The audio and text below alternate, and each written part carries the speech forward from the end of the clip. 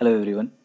Coursera UPSC में आपका स्वागत है। आज हम देखेंगे UPSC civil service test series. ये सेट नंबर 30 है, 30 नंबर सेट है। इसमें कुल 15 क्वेश्चन है। आपके जितने भी सही होंगे नीचे कमेंट बॉक्स में जरूर बताइएगा आपने कितना स्कोर किया है। इसमें पीडीएफ के लिए आपको सब टेलीग्राम पर जाइए, सर्च कीजिए कोर्सेरा यूपीएससी और ज्वाइन कर लीजिए, या फिर नीचे डिस्क्रिप्शन में भी लिंक दिया हुआ, वहाँ से भी ज्वाइन कर सकते हैं। आज का कट ऑफ है 10, जैसा कि हम हमेशा रखते हैं 10। चलिए पहला क्वेश्चन देखें। इससे पहले आज हम प्रयास करेंगे कि कम से कम नॉलेज के अकॉर्डिंग कैसे हम क्वेश्चन को करें। एलिमिनेट करने का आज हम सीखेंगे कुछ अलग अलग तरीके से। चलिए पहला क्वेश्चन देखते हैं। पंजाब के कूका विद्रोह का उद्देश्य क्या था? पहला ये कह रहा है 1857 के विद्रोह में पंजाब के शहीदों को न्याय दिलाना। बी कह रहा है गुरुद्वारों, सिख मंदिरों में को अज्ञान और भ्रष्ट महंतों से मुक्त कराने के लिए कूका विद्रोह चलाया गया था। सी कह रहा है सिख भूमि को ब्रिटिश नियंत्रण से स्वतंत्र कराने के लिए। डी कह रहा है सभी दुर्व्यवहारों और अंधविश्वासों कुप्रथाओं को हटाकर सिख धर्म में सुधार करना इसका उद्देश्य था कूका विद्रोह का। तो बताइए इनमें से कौन सा सही है? उम्मीद है सभी लोगों ने आंसर लगा लिया होगा, और जिन लोगों ने इसमें डी लगाया उनका बिल्कुल सही है। कूका विद्रोह क्यों चलाया गया था? तो वहाँ धार्मिक सुधार के लिए चलाया गया था। इसकी शुरुआत 1840 में हुई थी पश्चिमी पंजाब में। इसको शुरू किसने किया था? तो भगत जौहर मल ने। जौहर मल ने शुरू किया था, भगत जौहर मल, जिसको सियान साहब भी कहते हैं, जिनको सियान साहब कहते हैं। इनके बाद इसकी बागडोर किसने संभाली थी? तो उन्होंने संभाला था, जिनका नाम है बाबा राम सिंह। इनके अगले बार नेता हुए, भगत जौहर मल के बाद नेता हुए थे बाबा राम सिंह, और इन्होंने बाबा राम सिंह ने ही नामधारी सिख संप्रदाय की स्थापना की थी। नामधारी। दूसरा चीज़ यहाँ समझिए कि ये एक ऐसा धार्मिक आंदोलन था जिसमें जाति पर था और सिखों के बीच भेदभाव, इसको हटाने की बात करता था, और मांस, शराब, ड्रग्स इस सेवन को हतोत्साहित करता है। अंतर्जातीय विवाह को बढ़ावा देता था, विधवा पुनर्विवाह को बढ़ावा देता था, महिलाओं को और प्रोत्साहित करता था को अपने स्वतंत्र रूप से निर्णय लें। इस धर्म मतलब इस आंदोलन की एक विशेषता ये थी कि जब अंग्रेजों ने पंजाब पर नियंत्रण स्थापित किया तो उसी समय ये जो शुद्ध रूप से धार्मिक आंदोलन था ये राजनीतिक आंदोलन में बदल गया था। तो ये कुछ विवरण थे, उम्मीद है आपको समझ में आया होगा। जिन लोगों ने डी लगाया था उनका बिल्कुल सही है। चलिए अगला क्वेश्चन देखते हैं। अगला क्वेश्चन कह रहा है आर्कटिक परिषद के बारे में निम्नलिखित कथनों पर विचार कीजिए। कथन ए कह रहा है आर्कटिक परिषद एक अंतर सरकारी फोरम है जो अंटार्कटिक देशों और आर्कटिक के स्वदेशी लोगों को के समक्ष विद्यमान मुद्दों को संबोधित करता है। दूसरा कथन कह रहा है कि रूस, कनाडा, यूनाइटेड किंगडम और नॉर्वे आर्कटिक परिषद के सदस्य हैं। तीसरा कथन कह रहा है भारत को आर्कटिक परिषद के पर्यवेक्षक का दर्जा प्राप्त है। तो बताइए इनमें से कौन सा कथन सही है? उम्मीद है सभी लोगों ने आंसर लगा लिया होगा। जिन लोगों ने इसमें लगाया है, इसको पहले दो को जिन लोगों ने कट किया है, क्योंकि यहाँ पे यूके इसका मेंबर नहीं है तो ये तो कट गया। इसके बाद देखिए यहाँ पे देखें तो अगर भारत को पर्यवेक्षक का दर्जा प्राप्त है तो बिल्कुल सही है। ये पहला कथन देखें, जो कथन कह रहा है पहला, आर्कटिक परिषद एक अंतर सरकारी फोरम है जो आर्कटिक देशों और आर्कटिक के स्वदेशी लोगों के समक्ष विद्यमान मुद्दों को संबोधित करता है, तो ये भी सही है। 1 और 3 जिसमें भी है वो सही है। बी जिन लोगों ने लगाया उनका सही है। अब यहाँ पे कुछ चीज़ें देख लीजिए। इसमें कितने देश हैं? तो 8 देश हैं। वो कौन कौन से देश हैं? तो अब याद रखिए, कनाडा है, डेनमार्क है, फिनलैंड है, आइसलैंड है, नॉर्वे है, रूस है, स्वीडन है और यूएसए है। तो यूएसए का नाम याद रखिएगा, यूके नहीं है, यूएसए है। यूएसए यहाँ पे है, ना कि यूके। अन्य चीज़ें देखिए तो ये 2 साल में एक बार मंत्री स्तर बैठक होती है, मंत्री स्तरीय बैठक होती है जो अनुमोदित करती है कि गैर आर्कटिक जो राज्य हैं उनको पर्यवेक्षक का दर्जा दिया जाए या ना दिया जाए। अभी तक इसमें कितने राज्यों को दिया गया गैर पर्यवेक्षक का दर्जा? उनके पर्यवेक्षक का दर्जा कितने दिए? 13 हैं। 2019 तक 13 दिए हुए हैं। और एक चीज़ और यहाँ पे जानिए कि पर्यवेक्षकों को परिषद में मतदान करने का अधिकार नहीं होता। जैसे कि भारत इसका पर्यवेक्षक है ना, तो इसको मतदान करने का अधिकार नहीं प्राप्त है। आर्कटिक परिषद में भारत को पर्यवेक्षक का दर्जा मिला हुआ है। तो उम्मीद आपको समझ में आ गया होगा। ये जिन लोगों ने भी लगाया था उनका सही है। चलिए अगला क्वेश्चन देखते हैं। निम्नलिखित में से कौन सा देश खाड़ी सहयोग परिषद GCC मतलब गल्फ कोऑपरेशन काउंसिल का सदस्य नहीं है? आपको बताना है इसमें से कौन इसका सदस्य नहीं है GCC का। कथन एक कह रहा है सऊदी अरब, बी कह रहा है ओमान, सी कह रहा है UAE है संयुक्त अरब अमीरात, डी कह रहा है ईरान। बताइए इनमें से कौन GCC का मेंबर नहीं है? उम्मीद है सभी लोगों ने आंसर लगा लिया होगा। जिन लोगों ने लगाया इसमें ईरान, बिल्कुल सही लगाया है। अगर इराक होता तो भी नहीं है इसका मेंबर। इसके कितने मेंबर है? तो यहाँ पे दिए हुए हैं कुछ मेंबर हैं इसके। अब उनका नाम यहाँ पे देख लीजिए। कुवैत इसका मेंबर है, बहरीन एक द्वीप है छोटा सा, वो भी इसका मेंबर है, कतर भी मेंबर है, UAE भी इसका मेंबर, ओमान है याद रखिएगा, यमन नहीं है, ओमान है ये, और सऊदी अरबिया है। इतने इसके मेंबर हैं। उम्मीद है आपको ये समझ में आया होगा। इराक को छोड़ करके बाकी सारे इसके मेंबर जो फारस के खाड़ी के आसपास हैं वो सारे इसके मेंबर हैं। अगर यमन देता तो यमन इसका मेंबर नहीं, याद रखिएगा ये बात, वो भी फारस के खाड़ी के पास है, लेकिन यमन इसका मेंबर नहीं, ओमान है इसका मेंबर। अगली बार कभी भी क्वेश्चन पूछे तो इस थोड़ी बारीकियों को ध्यान दीजिएगा। चलिए इस क्वेश्चन को देखते हैं। हाल ही में भारतीय रिजर्व बैंक की मौद्रिक नीति ने आक्रामक रुख मतलब अकोमोडेटिव स्टैंस अपनाने का निर्णय लिया है। आक्रामक मौद्रिक नीति का अर्थ क्या है आपको ये बताना है। कथन ये कह रहा है केंद्रीय बैंक वित्तीय प्रणाली में मनी सप्लाई को नियंत्रित करने के लिए किसी भी दिशा में दरों को बदल सकता है, मतलब बदलाव करता है, या तो बढ़ा देगा टैक्स रेट या फिर कर जो होता है मतलब जो रेट होता है बैंक रेट उसको या तो बढ़ा देगा या घटा देगा, बस ये बात यहाँ कह रहा है पहला कथन। दूसरा कह रहा है केंद्रीय बैंक वित्तीय प्रणाली में तरलता को कम करने के लिए दरों में वृद्धि करेंगे। सी कह रहा है कि जब भी जरूरत होगी केंद्रीय बैंक वित्तीय प्रणाली में तरलता बढ़ाने के लिए दरों में कटौती करेगा। डी कह रहा है केंद्रीय बैंक नीतिगत दरों को अपरिवर्तित रखेगा। बताइए इनमें से कौन सा संबंध है आक्रामक नीति से, अकोमोडेटिव स्टैंड से संबंध किसका है। उम्मीद है सभी लोगों ने आंसर लगा लिया होगा। जिन लोगों ने इसमें लगाया सी उनका बिल्कुल सही है। जब भी जरूरत होगी तो केंद्रीय बैंक वित्तीय प्रणाली में तरलता बढ़ाने के लिए दरों में जो कटौती कर देता है। तो ये चीज़ें थी मौद्रिक नीति में। आप यहाँ पे देख सकते हैं अकोमोडेटिव स्टैंस का संबंध किससे है, तो केंद्रीय बैंक वित्तीय प्रणाली में तरलता बढ़ाने के लिए दरों में कटौती करता है, तो इसी संबंध था। चलिए अगला क्वेश्चन देखते हैं। अगला क्वेश्चन कह रहा है सांभर झील के बारे में निम्नलिखित कथनों पर विचार कीजिए। कथन एक कह रहा है गुजरात में स्थित सांभर झील भारत की सबसे बड़ी अंतर्देशीय लवड़ी झील है। कथन दो कह रहा है कि झील के चारों तरफ अरावली पहाड़ियों से घिरा हुआ है। जो ये सांभर झील है अरावली पहाड़ियों से चारों तरफ से घिरा हुआ है।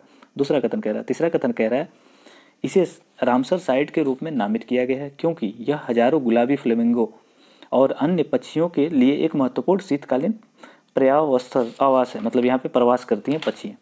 तो बताइए इनमें से कौन सा कथन सही है।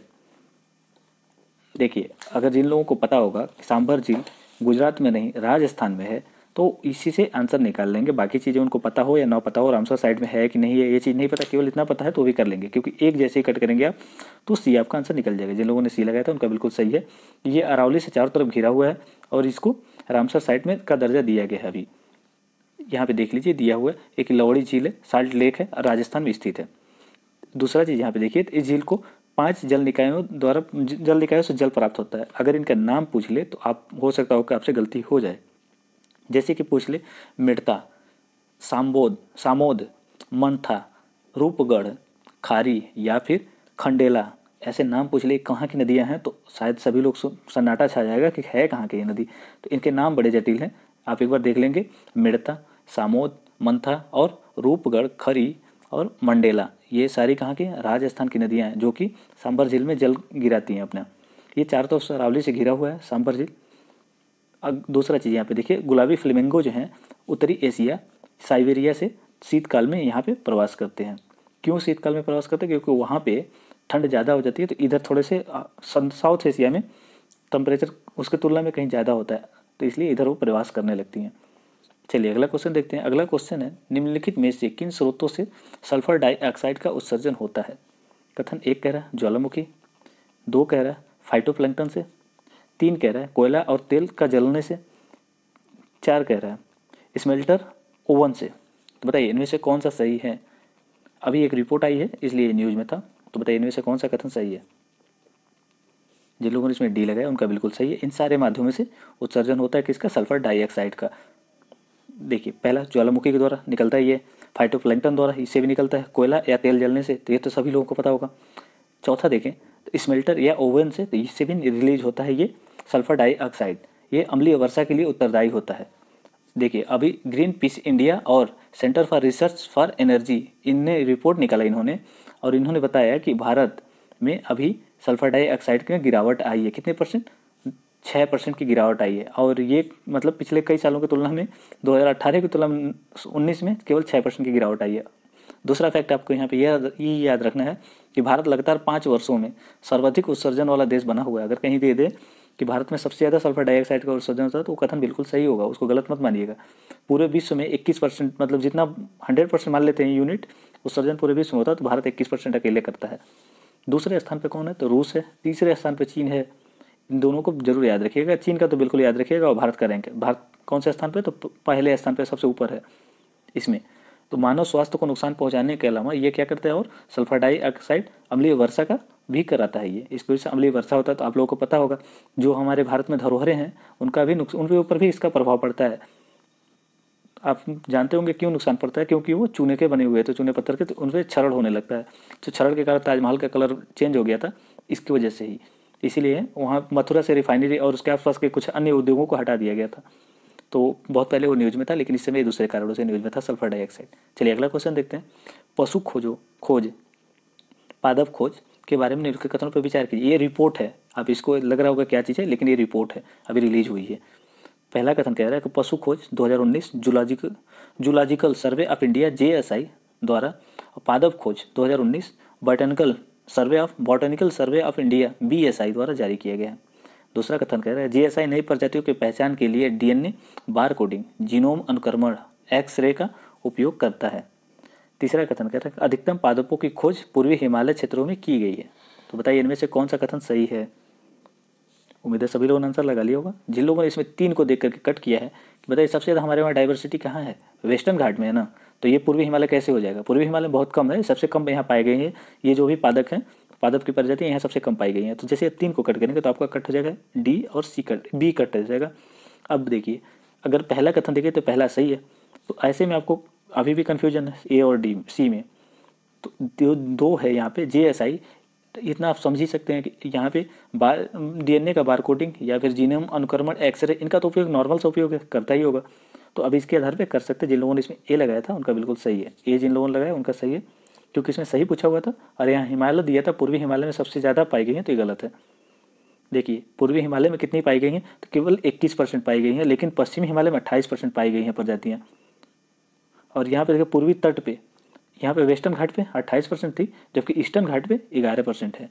तो कभी भी आपको हो सकता है UPSC क्वेश्चन इधर दोनों सेंटेंस बदल दे कि पूर्वी घाट पे 28% और पश्चिमी घाट पे 11%, तो भी गड़बड़ हो सकता है। इन बारीकियों को याद रखिएगा। जो पूर्वी के मैदान है वहाँ 10% प्रजातियाँ पाई गई हैं पादपों की। पूर्वी हिमालय में 21%, कम नहीं है, फिर भी ज़्यादा है, लेकिन पश्चिमी घाट के अकॉर्डिंग तो कम ही है ना। दूसरा देखिए जूलॉजिकल सर्वे ऑफ इंडिया और बॉटनिकल सर्वे ऑफ इंडिया, इन दोनों ने पशु खोज और एनिमल डिस्कवरी 2019 और पादप खोज 2019 की रिपोर्ट जारी की। ये कौन सा श्रृंखला था, ये 13वां श्रृंखला था। 2007 से ये जारी किया जा रहा है, तो याद रखिएगा ये 13वां श्रृंखला था। और इसमें नई प्रजातियों को पहचानने के लिए DNA बारकोडिंग और समग्र जीनोम अनुक्रमण और एक्सरे का उपयोग किया गया, जो आधुनिक तकनीकें हैं इनका उपयोग किया गया था। विश्व में इसी रिपोर्ट में ये बताया गया कि विश्व के सभी पादपों प्रजातियों में भारत में केवल जो मतलब विश्व में अगर 100% है तो भारत में उनमें से 12% भारत में ही पाए जाते हैं। तो ये फैक्ट था, याद रखिएगा। चलिए अगला क्वेश्चन देखते हैं। अगला क्वेश्चन कह रहा है परमाणु संयंत्र यहाँ दिए हुए हैं और यहाँ राज्य दिए हुए हैं, तो आपको मिलान करना है कौन सा सुमिलित नहीं है। पहला कह रहा है कैगा कर्नाटक, दूसरा कह नारोरा गुजरात, तीसरा कह रहा है तारापुर महाराष्ट्र। तो बताइए इनमें से कौन सा सुमिलित नहीं है।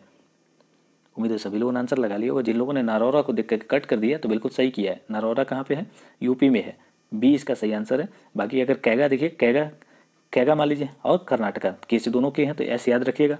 तारापुर महाराष्ट्र, तो ये सभी लोगों को सही, महाराष्ट्र सभी लोगों ने सबको पता होगा ये चीज़ें। तीसरा आप यहाँ पे देख लीजिए, महाराष्ट्र में तारापुर एटॉमिक रिसर्च सेंटर, यहाँ पे एटॉमिक पावर स्टेशन है। और देखिए कैगा कर्नाटक में है, यहाँ पे कुडमकुलम न्यूक्लियर पावर प्लांट तमिलनाडु में, और मद्रास एटॉमिक पावर स्टेशन कहाँ पे है, ये भी तमिलनाडु में ही है। कुछ अन्य चीज़ें देख लिए, तो यहाँ पे देखिए नरोरा उत्तर प्रदेश में। आपको उम्मीद है समझ में आ गया होगा। चलिए अगला क्वेश्चन देखते हैं। अगला क्वेश्चन पूछ रहा है भारत में मानसर, पिपरी चिंचवाड़ा और पेरनबुंदूर निम्नलिखित में से किसके केंद्र माने जाते हैं। ये औद्योगिक केंद्र है, तो बताइए इनमें से किसके केंद्र हैं ये। ए कह रहा मोबाइल विनिर्माण, B कह रहा अंतर्राष्ट्रीय वित्त, C कह रहा पशुपालन, D कह रहा ऑटोमोबाइल। उम्मीद है सभी लोगों ने आंसर लगा लिया। वो देखिए मानसेर जहाँ कहाँ पे है, अभी किसान आंदोलन चल रहा था इसलिए भी न्यूज़ में था, ये हरियाणा में है। और पिनपरी जो है, पिनपरी चिंचवाड़ा, ये महाराष्ट्र का क्षेत्र है। तो अगर ये चीज़ देखें, श्री पेरनबंदूर, ये कहाँ पे, तमिलनाडु का रीजन है। तो बताइए किससे संबंधित है। जिन लोगों ने यहाँ मोबाइल्स लगाए उनका बिल्कुल सही है, ऑटोमोबाइल्स रीजन है। यहाँ पे खूब ज़्यादा ऑटोमोबाइल्स का निर्माण किया जाता है। आप यहाँ पे देख सकते हैं हमारे 4 जोन है जहाँ पे ऑटोमोबाइल इंडस्ट्री को बहुत अच्छे से फल फूल रही है। पहला है दिल्ली, गुड़गांव, फरीदाबाद। दूसरा अगर देखें तो मुंबई, पुणे, नासिक और औरंगाबाद। सबसे ज़्यादा कहाँ पे अगर पूछा जाए तो सबसे ज़्यादा चेन्नई, बेंगलुरु और हुसौर है, यहाँ पे सबसे ज़्यादा है। फिर कोलकाता, जमशेदपुर। इन रीजन में पाए जाते हैं कौन से? ऑटोमोटिव इंडस्ट्री इन रीजन में है। तो इन्हीं के 2 रीजनों का नाम छोटे छोटे पूछ लिए तो जहाँ सबसे ज़्यादा पाए जाते हैं ऑटोमोबाइल इंडस्ट्री, क्योंकि वो सारे लोकेशन न्यूज़ में थे किसी न किसी कारण से, इसलिए उस पर क्वेश्चन बनने की संभावना थी। तो और लोकेशन बेस्ड क्वेश्चन था, उम्मीद आपको समझ में आया होगा। विश्व खाद्य कार्यक्रम FAO के WFP के बारे में बताना, वर्ल्ड फूड का प्रोग्राम है, के बारे में निम्नलिखित कथनों पर विचार कीजिए। पहला कथन कह रहा है कि विश्व खाद्य कार्यक्रम वर्ल्ड फूड प्रोग्राम संयुक्त राष्ट्र की खाद्य सहायता शाखा है और भूख से मुकाबला करने वाले विश्व की सबसे मानवतावादी एजेंसी है, सबसे बड़ी मानवतावादी एजेंसी है। दूसरा कथन कह रहा है कि विश्व खाद्य कार्यक्रम को 2020 में नोबेल शांति पुरस्कार से सम्मानित किया गया। तीसरा कथन कह रहा है विश्व खाद्य कार्यक्रम नोबेल शांति पुरस्कार पाने वाला प्रथम संयुक्त राष्ट्र संगठन बना है। तो बताइए इनमें से कौन सा कथन सही है? उम्मीद है सभी लोगों ने आंसर लगा लिया होगा। जिन लोगों ने इसमें 3 को कट किया है कि ये UN का प्रथम मतलब पहला संस्था ऐसा है जिसने प्राप्त किया, तो ये गलत है। बाकी 1-2 जिन लोगों ने लगाया मतलब ए लगाया है उनका बिल्कुल सही है। आप यहाँ पे देख लीजिए तो इसकी स्थापना कब हुई थी, अन्य चीज़ें इसके बारे में देखना है तो देख लीजिए। 2020 में किसको दिया गया है शांति के लिए? तो इसको दिया गया है WFP को, वर्ल्ड फूड प्रोग्राम को दिया गया है शांति के लिए पुरस्कार। और इसको कितने नॉर्वेजियन नोबेल पुरस्कार कमेटी ने, नोबेल कमेटी ने इसको चयन किया था। और ये क्यों दिया गया था? तो भूख से निपटने और संघर्ष से प्रभावित क्षेत्रों में शांति बहाल करने के लिए दिया गया था। और इस देखिए वर्तमान समय में फूड जो सिक्योरिटी है ये काफ़ी ज़्यादा इंपॉर्टेंट हो गई है, क्योंकि इसी के लिए काम किया था। जहाँ पे युद्ध जैसी स्थितियाँ और संघर्ष जैसी स्थितियाँ हो जाती है तो वहाँ पे खाद्यान्न बंद कर दिए जाते हैं, जिससे लोग भूख से मरने लगते हैं। हथियार से मरे न मरे, भूख से जरूर मर जाएंगे। तो उसको रोकने के लिए भी इसने प्रयास किया था। कौन? WFP ने, इसलिए इसको दिया गया था। और देखिए WFP 28वां संगठन है जिसे 1901 में स्थापित किया गया था। इससे पहले किसको दिया था? यूनाइटेड नेशन UNHCR को दिया गया था 1954 और 1981 में। इससे पहले दिया जा चुका है, तो ऐसा नहीं है कि पहला संगठन है। इससे पहले UNHCR ह्यूमन राइट काउंसिल को दिया जा चुका है, रिसर्च काउंसिल को। चलिए अगला क्वेश्चन देखते हैं। अगला क्वेश्चन है निम्नलिखित में से कौन से अफ्रीकी देश हैं जो हिंद महासागर के साथ सीमा साझा करते हैं? तो आपको ये बताना है। पहला कथन है तंजानिया, दूसरा है जिम्बाब्वे, तीसरा है बोत्सवाना, चौथा है मोजाम्बिक। तो बताइए इनमें से कौन से सीमा साझा करते हैं हिंद महासागर से, इंडियन ओशियन से? उम्मीद है सभी लोगों ने आंसर लगा लिया होगा। जिन लोगों ने इसमें लगाया है अपना, पहले देखिए बोत्सवाना एक लैंड लॉक रीजन है। जिन लोगों ने इसको कट किया है, ये क्यों न्यूज़ में था? क्योंकि हाथियाँ मरी थी बहुत ज़्यादा, तो भी आप लोकेशन देखे होंगे, ध्यान दिए होंगे। जैसे ही आप इसको कट करेंगे आपका आंसर तुरंत मिल जाएगा। लेकिन जिनको ये भी नहीं पता था वो कैसे कर सकते हैं? तो अब तंजानिया, जिम्बाब्वे, तो जिम्बाब्वे थोड़ा सा लोकेशन तो होगा ही पता आपको, तो ऐसे भी कर सकते थे। लेकिन यहाँ पे केवल 3 को कट करने के बाद भी आपका आंसर निकल जाता। तो जिन लोगों ने सी लगाया था उनका बिल्कुल सही है। यहाँ पे आप देख सकते हैं, देखिए जिम्बाब्वे कहाँ पे है? यहाँ पे है। बोत्सवाना कहाँ है? यहाँ पे। ये दोनों क्या है? लैंड लॉक है, रीजन है। अब मोजाम्बिक देखिए यहाँ पे है। और पहला कथन क्या था इसमें? तंजानिया। तो तंजानिया देख रहे हैं यहाँ पे है। तो उम्मीद आपको समझ में आ गया। चलिए अगला क्वेश्चन देखते हैं। कोयले कोल बेड मीथेन के बारे में निम्नलिखित कथनों पर विचार कीजिए। पहला कथन कह रहा है कोल बेड मीथेन कोयला निक्षेप या कोयला सीमा में पाया जाने वाला प्राकृतिक गैस का एक परंपरागत रूप है। दूसरा कथन कह रहा है भारत में विश्व का सबसे बड़ा कोयला भंडार मौजूद है, CBD, जो एक स्वच्छ वैकल्पिक ईंधन माना जाता है। तीसरा कथन कह रहा है उर्वरकों के लिए CBM कोल बेड मीथेन है ना, CBM है, डी नहीं है। CBM का उपयोग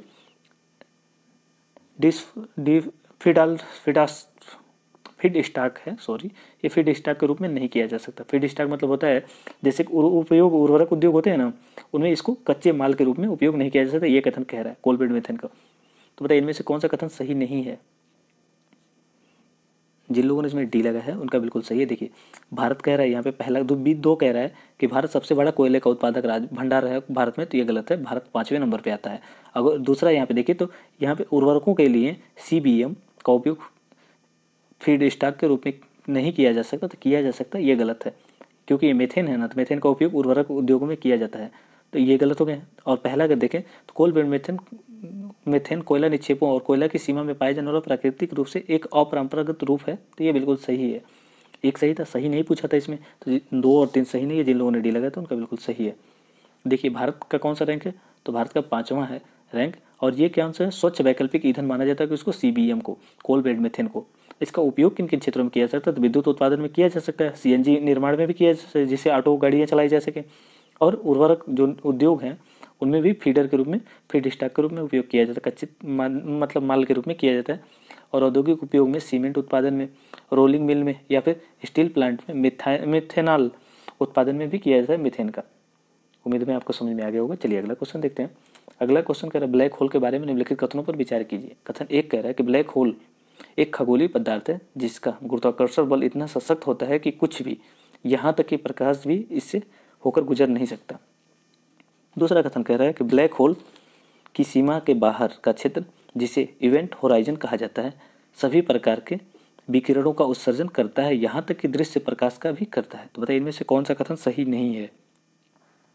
उम्मीद है सभी लोगों ने आंसर लगा लिया होगा इसका। जिन लोगों ने इसमें डी लगाया उनका बिल्कुल सही है, क्योंकि इवेंट हराइजन किस रीजन को कहते हैं, मान लीजिए इसका ये सतह है, इसके जस्ट ऊपर वाले रीजन को कहते हैं इवेंट हराइजन। यहाँ से बहुत सारी चीज़ें यहाँ पे मिलती हैं, जैसे कि यहाँ पे गैस होता है, बादल होता है, प्लाज्मा की गति होती है, मतलब यहाँ पे प्लाज्मा जैसी स्थिति भी होती है, तो इसलिए यहाँ पे दृश्य प्रकाश का भी निर्माण होता है। और दूसरे तरीके से देखिए तो ब्लैक होल में कोई भी प्रकाश उत्सर्जित नहीं होता है। हमें कोई चीज़ रेड कैसे दिखाई देता है, रेड हमें कोई चीज़ इसलिए दिखाई देता है कि उस वस्तु से रेड प्रकाश को छोड़ के बाकी सारे प्रकाश दूसरी तरफ फैल जा रहा है, और रेड प्रकाश ही हमारे आंखों तक रिफ्लेक्ट होकर के आता है, तो हमें रेड दिखता है। वैसे ही ब्लैक होल में कोई भी प्रकाश जाता है तो ये रिफ्लेक्ट होकर वापस नहीं आता, इसीलिए इसका फोटो लेना बहुत मुश्किल हो जाता है, तो फोटो नहीं लिया जा सकता। तो ऐसा माना जा रहा है कि इवेंट होराइजन वाले रीजन, मतलब यहाँ से, यहाँ पे जो इवेंट होराइजन दिख रहा है, यहाँ से फोटो लिया जा सकता है इसका, बस इसीलिए न्यूज़ में था।